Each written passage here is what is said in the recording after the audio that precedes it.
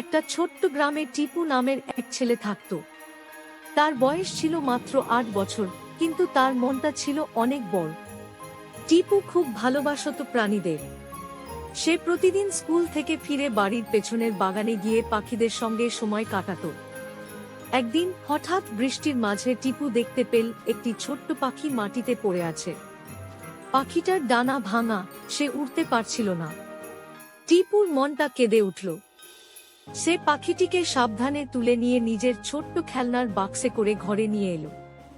মা প্রথমে একটু ভয় পেলেন, কিন্তু টিপুর ভালোবাসা দেখে তিনিও সাহায্য করলেন।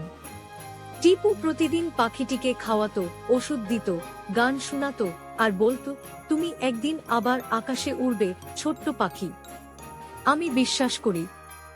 দিন গড়াতে লাগলো। পাখিটার ডানা ধীরে ধীরে ভালো হয়ে উঠল। একদিন সকালবেলা টিপু যখন বাগানে খেলছিল, পাখিটা হঠাৎ ডানা মেলল, একবার তাকাল টিপুর দিকে, যেন বলছে, ধন্যবাদ বন্ধু। তারপর ধীরে ধীরে আকাশের দিকে উড়ে গেল। টিপুর চোখে জল এসে গেল, কিন্তু সে হেসে বলল, ভালো থেকো ছোট্ট পাখি, আকাশ তোমার নিজের ঘর।